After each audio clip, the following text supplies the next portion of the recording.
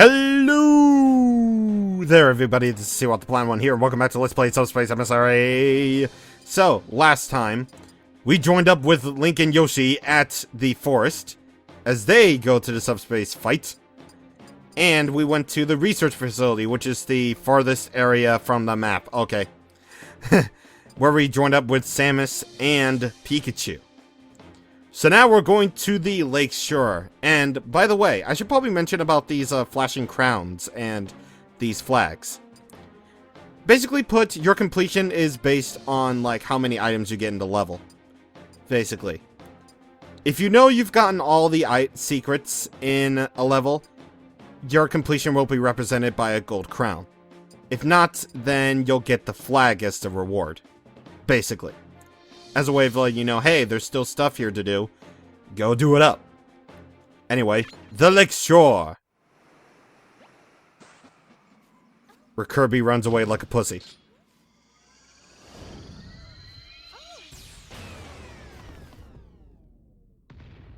You know, that's the first instance you say before someone shoots you with a gun. You say, oh!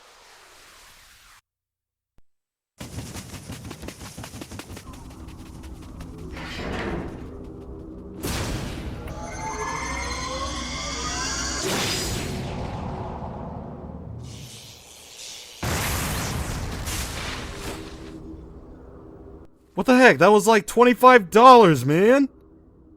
$25! Peach was actually pissed. True that.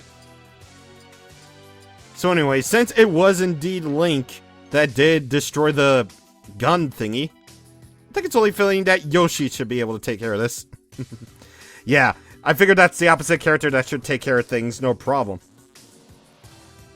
But anyway, now we're going to take on, if the thing can load, False Peach. Yes, these purple-esque characters that we fight that are based upon the real characters, yeah, they're technically called false characters. Yeah, look it up in the Smash Bros. Raw website, if that's still around. So, let me tell you about this thing right here. Like, this is where the AI starts to get to be a jerk, basically. So, there's an instance where, you know you have an AI character that's bad in the sense that it's kind of hard. Yeah, this is that kind of case for me. I know it's not really so represented here as I am playing on, like, basically the medium difficulty because, like, hard is basically the middle difficulty of the whole bunch of difficulties. But trust me, on higher difficulties like very hard or intense mode, the AI is, like, really, really just too good. Just seriously, they are. They're like tournament-esque. Almost.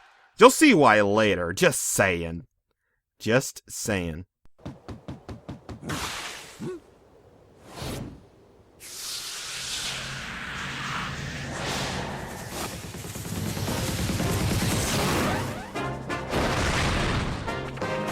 That punch basically translates to, I wasn't going to hit that tonight. What the heck, Link?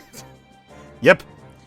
So now we gotta fight Mario and Pit. Oh boy. Does Yoshi not even realize that, he's gonna fight his own, like, friend he, like, took rights? Actually, I'd be kind of pissed in, like, Yoshi's situation because, like, okay. Has there ever been a situation where, like, Mario thanked Yoshi for, like, writing so much? Seriously? I don't think there was, but hey, this thing took forever to load, actually. So now we got a team battle here. Don't expect your teammate to be any good. Just don't expect it. We got a danger box right there, and I am not gonna go near the... Oh, Mario! Mario, dude. Mario. Calm down, buddy. Buddy. So anyway, of course with this being a team battle, we are obviously the green team because this is before the advent of, you know, Smash 4 where you can pick any color you want and still be on the same team. So obviously we're the green team. And they're the red team, except Pit is not red. Anyway, you'll also notice that the blast zones are really, like, long, or, like, really out there in Subspace. Seriously. That's how they are able to survive that. And now DDD's being Mr. Steal Yo Girl.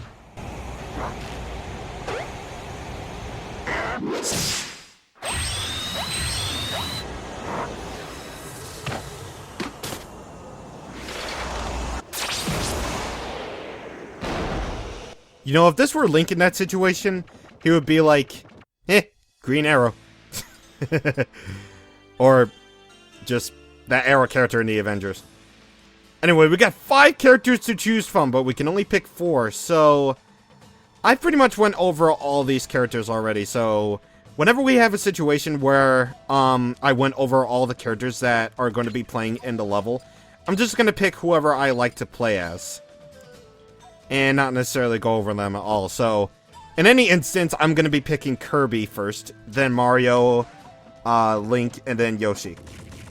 Because I might be a pit guy, but not in this game. Not in this one. I'm a pit guy in 4, just not regular pit. It's Dark Pit. Pit 2, if you will. Seriously, did anyone even, like, get that leak where, you know, that famous leak where all the characters were revealed? And Dark Pit's character slot was named Pit 2.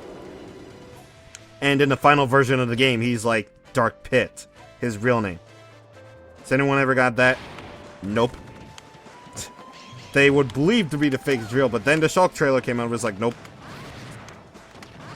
Anyway, we got bomb beds here, new enemies. Basically, they have bombs for heads, and you have to watch out for when they throw basically their heads at you. And, yeah, okay, you can just go ahead and commit suicide like that. That's cool. And, oh, yeah. Okay, so now that's the annoying thing about Greeps right there. Later on in the game, they'll start to spin their sights around, and that will cause major damage, or a major percent. So, yeah, probably a good idea for you to take care of those as quickly as you can before they get a chance to kill you with their sights. But thankfully, now we have a cracker launcher. Basically, I didn't even go over this item, actually. Basically, what the cracker launcher is, well, basically think of it as your bazooka thing. And it fires off all these fireworks and stuff. And I'm going to carry that over here, because I want to use it.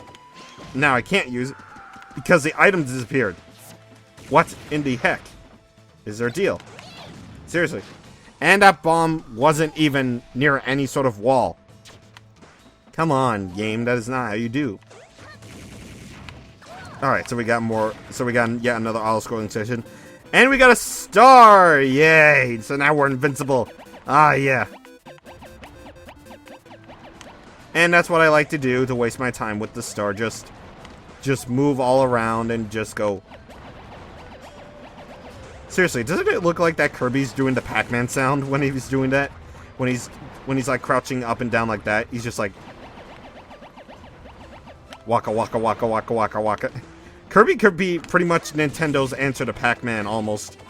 Except, well, Pac-Man can't copy abilities now, can he? No, he can't. Because he just eats ghosts. And ghosts do not contain powers. Only when the game dictates that you can use ghost powers in Kirby, you can do that. Actually, I don't think we've ever seen a Ghost Kirby yet. I want to see a Ghost Kirby in the next game. In the next, like, real Kirby game. Not like any sort of, like, spin-off game like Kirby and the Rainbow Curse or something. Since I know already that game is already, like, not in any sort of continuity with the actual Kirby series at all. And this, well, okay. So now I'm going to pick a little bit of a different order. I'm going to pick Mario, Link, Kirby, and then Yoshi. Yeah, sorry, Pit. I know you're left alone in there, but yeah, just Oh, these things. Shay does. Their weak point is obvious. Their weak point, okay. Their weak spot is the red cores in their stomachs, basically. So destroy them whenever you can. Because their sights can kill. They have the potential to kill. So watch out for that. And you're probably going to notice that now it's the prime example of how, like, sometimes it's... Okay. So, kind of sort of the weird thing about, well, Subspace in general, is that you get kind of the sense that characters' jumps are slightly gimped. like, throughout my whole playthroughs of Subspace Emissary, whether it be just for leisure or just, you know, getting every character in the game, I find it kind of weird that, like, characters' jumps have been gimped from the actual game. It's really, really weird.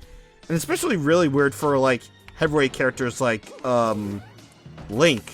Yeah, Link would be a prime example of that.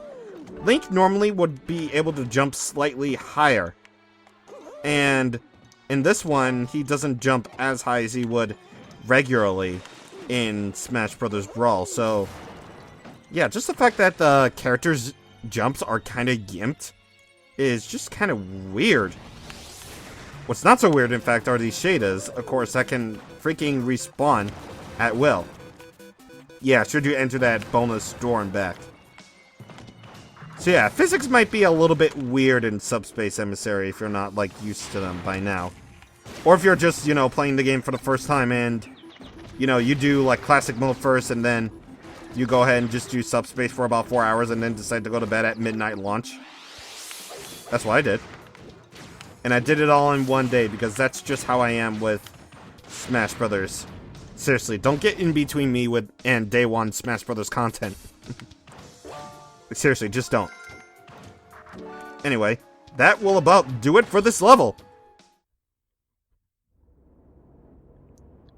Meanwhile, at Castle Skeletor, I'm attempting to do a riff tracks here, but I'm failing hard.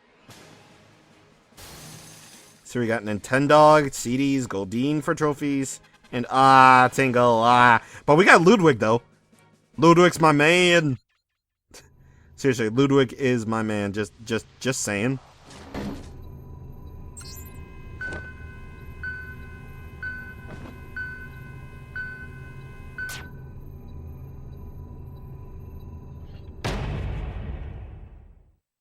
Beholdeth, it's the only black guy in this game. Seriously, Ganondorf is like literally the only black guy in anything ever. Or anything Nintendo. That's not anything for Pokemon. But anyway, Path to the Ruins.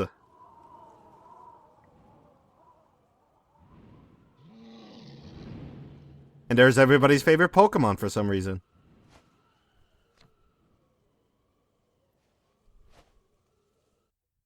And freaking Red's fingers have less polygons than Shulk's. Weird.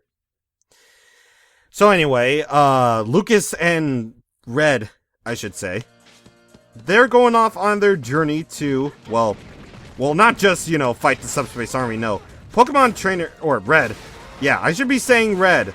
Sorry to all those who think, oh, it's just a name. Go figure. I don't care.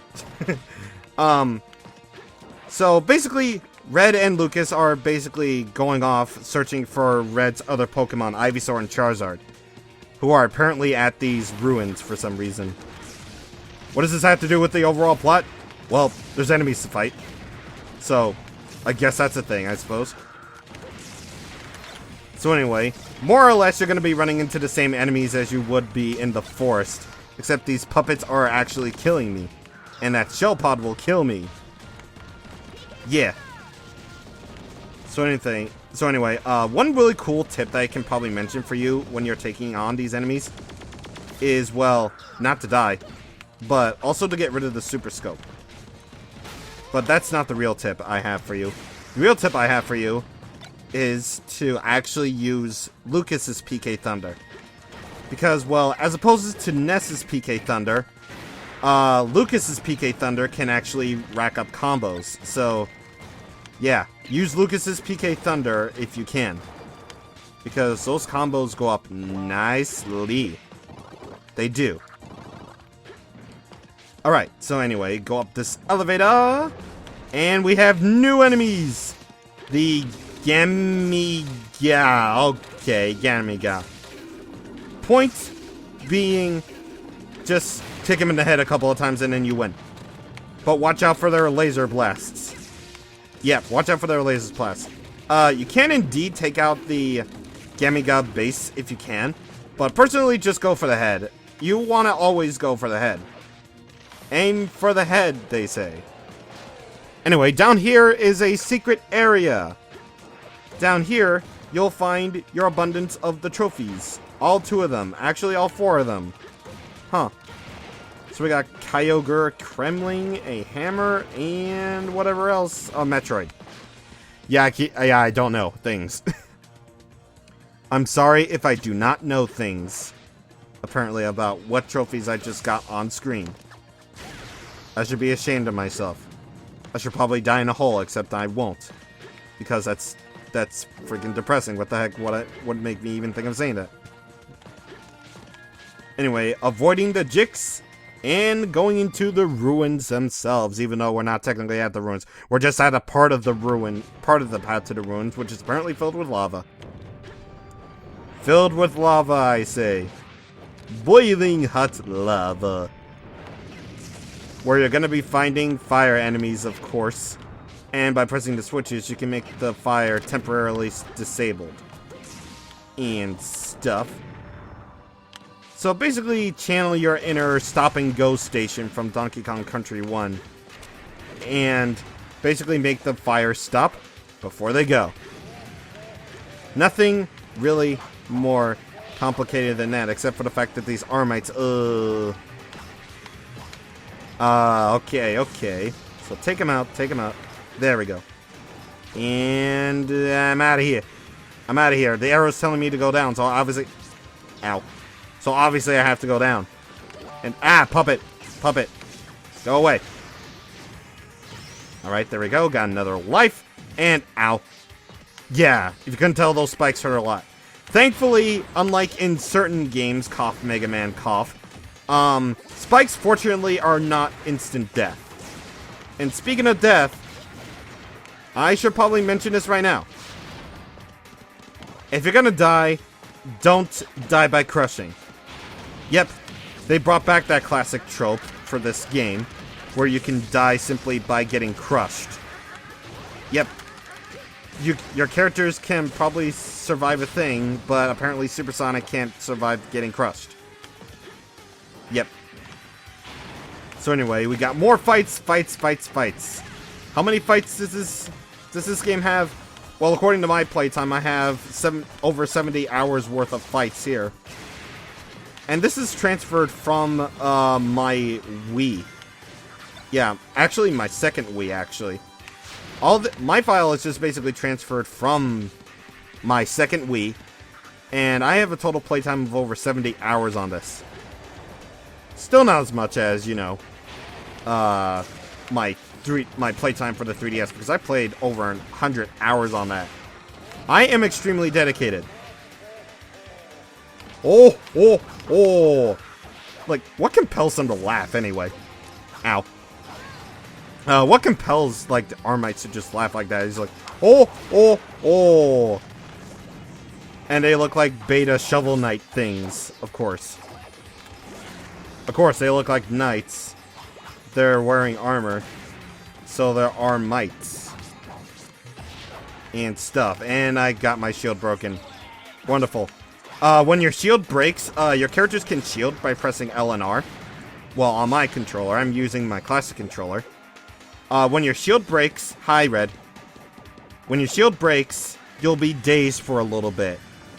So, unfortunately, there's no escaping that. And, yeah, that's basically your shield getting broken. And stuff. Anyway, pointless running section is pointless, except for the fact that Pokemon Trainer is just running in the background like, Squirtle, keep up with me.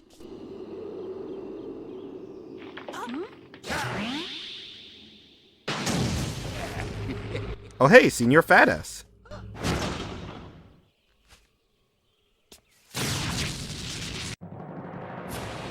And then again, Lucas has more finger polygons than Shulk does. So, Lucas against Wario. This is basically Lucas's fight. So I'm gonna pick Lucas, because Lucas is the man. Now. So anyway, during my practice run at this fight against Wario, because, well, basically to the point, Wario was a jerk to fight. Seriously. I know it's not much represented here, but trust me, when I say my practice run against Wario was, like, tournament style crazy. Like, Wario did all these crazy moves, like dodging and stuff, etc. and etc. And, yeah. That's just basically a prime example of how crazy AI fighting against characters can be. And I can't use the golden hammer to thank you. Thank you very much. Thankfully, I got really lucky there with that golden hammer hitting Wario, but jeez, man. Basically a more powered up version of the hammer from Wrecking Crew.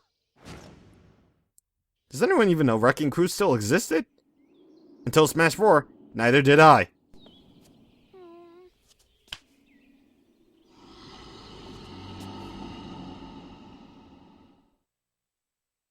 Something is breathing in there. That indicates danger. But anyway, we got Critter, Kyogre, Metroid, Hammer, Pyrites, and Zolda. Okay. Sounds like soda, almost. But, yeah, whatever.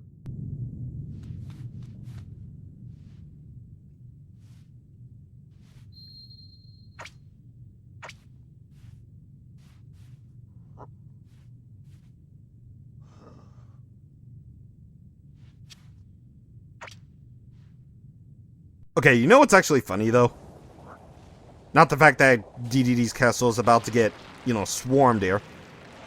Just, if you actually decided to, like, save Zelda at, you know, the first level, where Petey Piranha had them captive, DDD actually pins that badge that he pinned onto Zelda on Peach's boobs. Yeah, Peach's boobs that she only has in Super Smash Bros. Brawl and 4. I don't count Melee because she's entirely flat in that one. Yeah, but I swear to God, she, like Peach got like a boob job between, I don't know. But anyway, before I get into like craziness, I'm gonna stop this episode here because I'm apparently starting to offend some people. Actually, maybe, possibly, maybe. In some foreign country. Next time on Let's Play Subspace Emissary, we're going to rejoin Mario and the gang in the cave. See you guys on the next time. Thank you for watching, and goodbye.